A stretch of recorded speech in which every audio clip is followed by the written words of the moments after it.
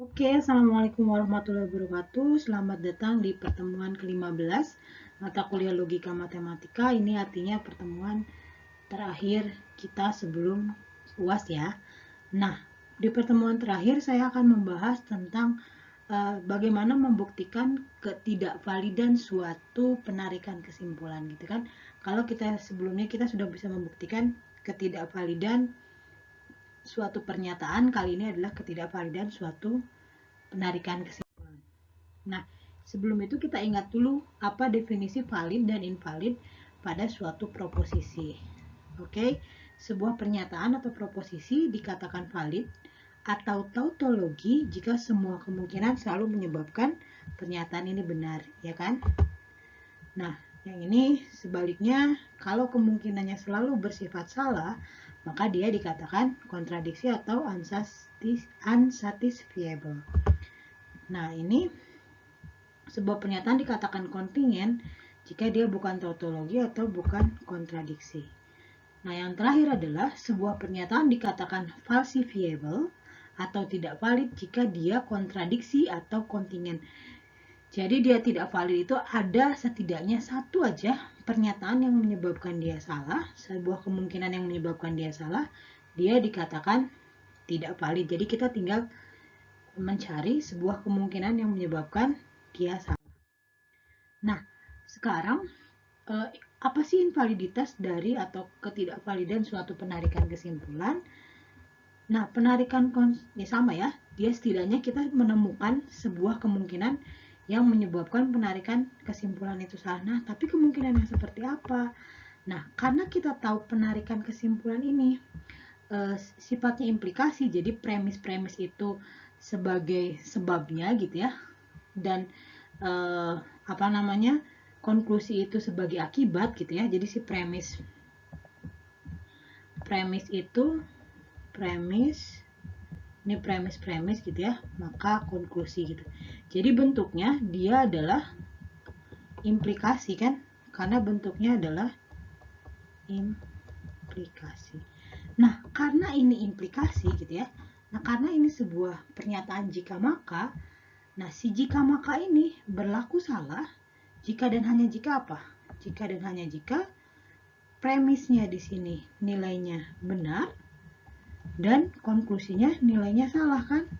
Maka kita bisa simpulkan kalau premisnya benar, konklusinya salah, maka implikasi ini bernilai salah gitu ya. Jadi kita tinggal asumsikan atau pernyataan dengan syarat cukup ini, kita tinggal asumsikan bahwa atau kita tinggal cari sebuah kemungkinan yang premisnya benar semua tetapi menyebabkan konklusinya salah gitu ya. Oke.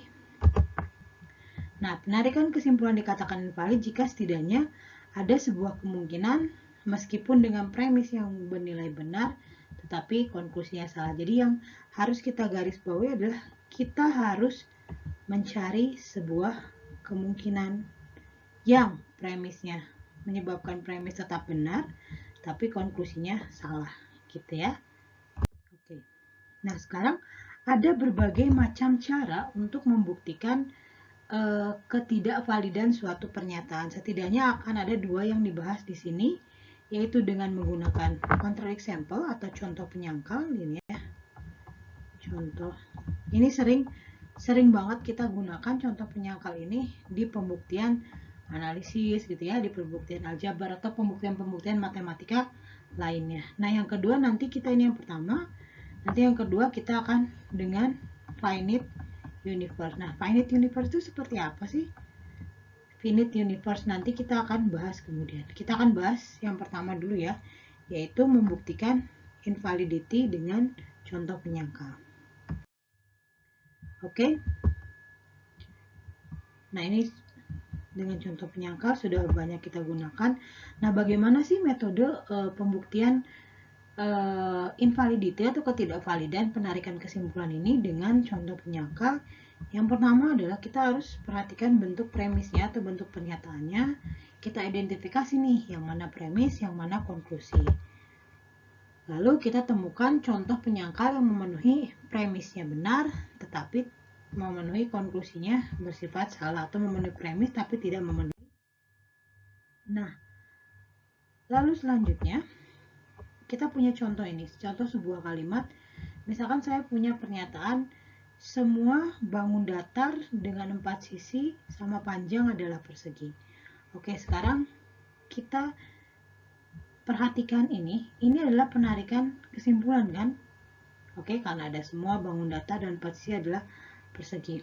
Nah, kita harus perhatikan bentuk pernyataannya ini. Nah, ini kan kita sudah belajar minggu lalu tentang menyatakan ini, apa namanya, quantifier universal ini, kata semua ini ke dalam bentuk logika ya. Kita nyatakan ini ke dalam bentuk logika. Jadi, jika sesuatu adalah bangun datar dan sesuatu itu memiliki 4 buah sisi sama panjang, maka itu adalah persegi. Jadi kalimat ini bisa dinyatakan dalam logika menjadi seperti ini.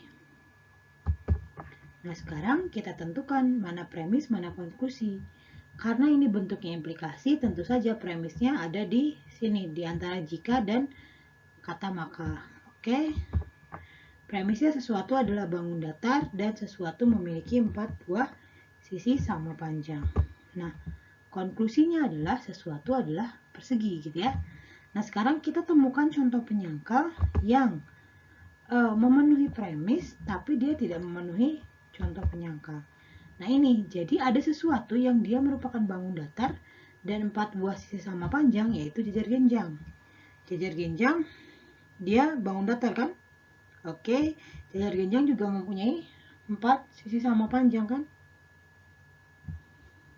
Oke, mungkin maksudnya bukan jajar genjang kali ya, ini adalah belah ketupat gitu ya.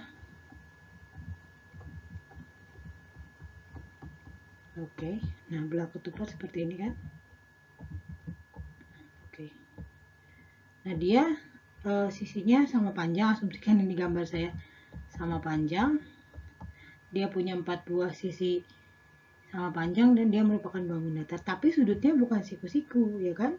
Nah, karena sudutnya bukan siku-siku, maka dia bukan persegi karena sudutnya tidak siku-siku. Nah, si belah ketupat ini dia menjadi counter example dari proposisi ini, counter example dari penarikan kesimpulan ini, seperti itu. Nah, sekarang kita lanjut ke ini. Kita punya premis semua A adalah B. Oke, secara umum beberapa B bukan C, maka beberapa A bukan C. Konklusinya apakah ini benar? Kalau kita gambarkan semua A adalah B, berarti ini ya. Ini A, kita gambarkan B gitu ya. Nah, beberapa B bukan C. Beberapa B bukan C. Oke, berarti bisa seperti ini. Gitu ya. Bisa juga beberapa B bukan C. Seperti ini. Oke, bisa juga seperti ini.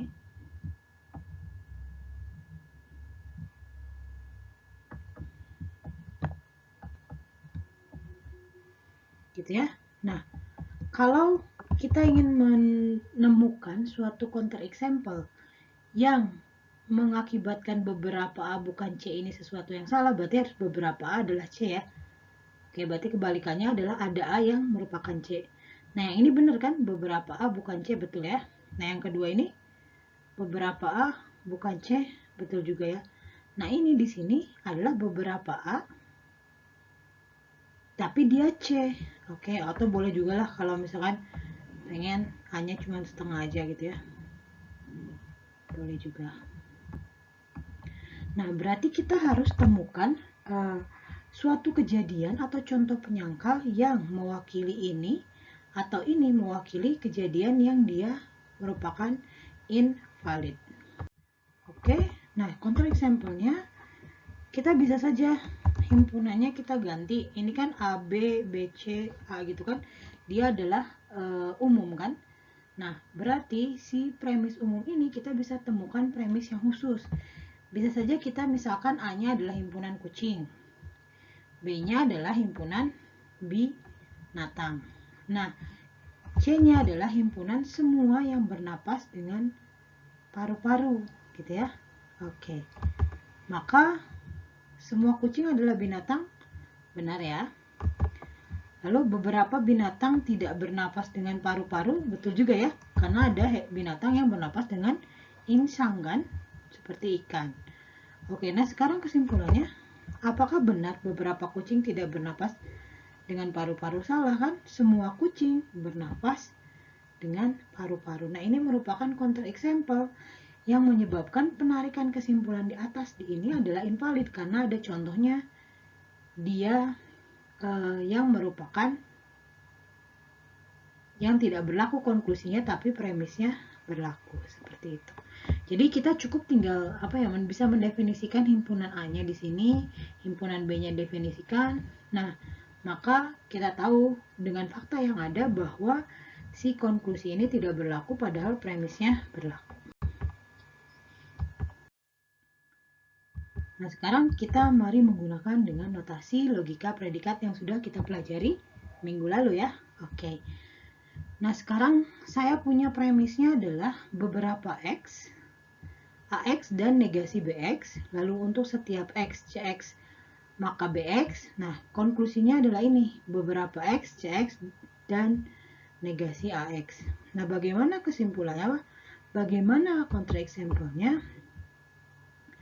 Kita ingin mencari counter example dari sini, boleh saja. Hanya kita ganti menjadi himpunan bangun ruang. Oke. Ini sama seperti yang tadi sebenarnya kan. Nah, B-nya kita ganti sebagai himpunan prisma. Berarti negasi B adalah himpunan sesuatu yang bukan prisma.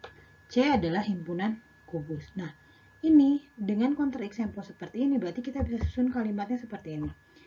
Beberapa bangun ruang bukan prisma. Benar ya? Beberapa bangun ruang tentu saja bukan prisma ya, karena ada yang sifatnya limas, dia juga ada yang kerucut dan ada juga bola dan lain-lain. Oke, nah semua kubus adalah prisma, betul ya?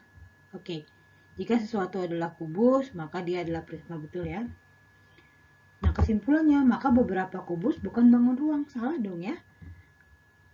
Oke, dia beberapa kubus dan dia bukan bangun ruang, salah kan? Nah makanya dari notasi logika predikat ini kita tinggal mengambil contoh himpunan A-nya apa, B-nya apa, C-nya apa, lalu kita jadikan kembali ke natural language atau bahasa alami. Logika predikat ini kita ganti ke bahasa alami dan kita tahu faktanya bahwa semua kubus adalah bangun ruang. Jadi konklusi ini bersifat salah tetapi premisnya benar. Nah gitu, jadi caranya mencari counter example itu adalah kalau dia bersifat umum seperti ini, kita tinggal cari yang lebih khusus dari ini. Oke, jadi counter example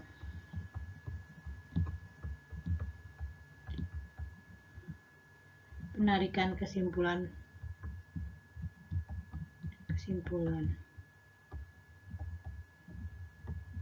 umum gitu ya.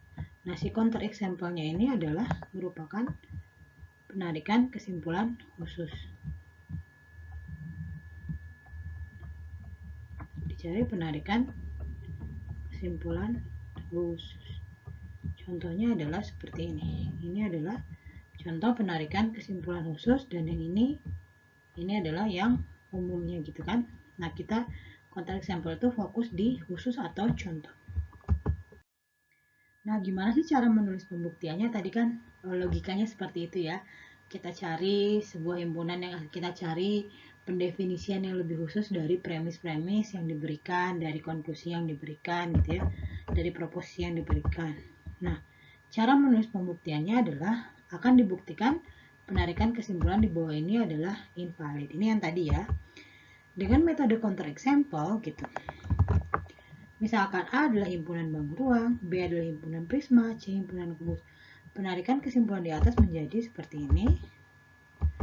Perhatikan bahwa premis-premis di atas benar, tapi konklusi salah karena faktanya semua kubus adalah bangun ruang. Gitu. Jadi penarikan kesimpulannya seperti ini.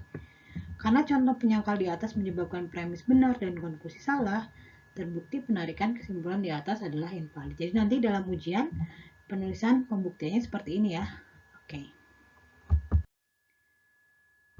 Nah, contoh lain kita untuk membuktikan invaliditas menggunakan counter example. Contohnya seperti ini, kita punya premis untuk setiap x ax maka bx. Oke. Yang kedua adalah negasi ac. Ingat, ini adalah c di sini subjek konstan, ini adalah variabel subjek. Jadi c di sini lebih umum ya. Nah, negasi yang ingin disimpulkan adalah negasi bc. Oke, nah karena ini subjek konstan gitu ya, atau individu tunggal, kita juga harus memisalkan individu spesifik yang semua orang tahu gitu ya. Oke, contoh penyangkal seperti ini. Nah, kita misalkan si A ini adalah himpunan mahasiswa, oke. B ini adalah himpunan semua orang yang memiliki ini mahasiswa di atas 17 tahun gitu ya. Oke, yang ini adalah memiliki KTP. Nah, C ini Salwa bukan mahasiswa berumur di atas 17 tahun. Jadi pendefinisiannya adalah A mahasiswa gitu ya, umurnya di atas 17 tahun. Oke. Yang B ini adalah orang yang memiliki KTP. Oke, nah C-nya ini subjek konstan yang didefinisikan sebagai Salwa gitu ya. Anggap kalian tahu siapa saya gitu kan. Nah, maka kalau saya simpulkan negasi BC di sini, maka Salwa tidak memiliki KTP. Salah. Karena nyatanya saya memiliki KTP gitu. Ini adalah contohnya. Gitu, contoh penyangkalnya. Jadi, untuk penarikan kesimpulan yang ada subjek konstannya, kita harus definisikan juga selain himpunan A, himpunan B, dan definisikan juga subjek konstannya yang dianggap semua orang, atau setidaknya orang yang kalian anggap bicara. Misalkan nanti dalam UAS kalian akan definisikan C-nya apa, yang saya sebagai pembaca dari jawaban UAS kalian tahu gitu maksud C ini siapa gitu, si Salwa ini atau siapa gitu, atau orangnya misalkan Andi gitu. Nah, si Andi ini siapa gitu ya. Jadi C-nya harus lebih spesifik yang pembaca tahu. Oke, nah penarikan kesimpulan di atas dianggap tidak valid gitu ya. Nah, jika kita memilih nama lain yang tidak semua orang kenal, maka ini tidak dapat dikatakan counter example karena pesan ketidakinvalidannya tidak sampai sama pembaca gitu, tidak sampai sama orang yang kita ajak ngobrol. Nah, cara menulis pembuktiannya seperti ini, sama ya. Oke, ini contohnya berbeda dengan yang tadi, tapi ini sama. Oke, ini saya pilih contoh yang berbeda agar kalian tidak terlalu bingung, karena ketika membaca Salwa mungkin tidak semua orang kenal ya siapa Salwa kecuali mahasiswa di kelas ini. Oke.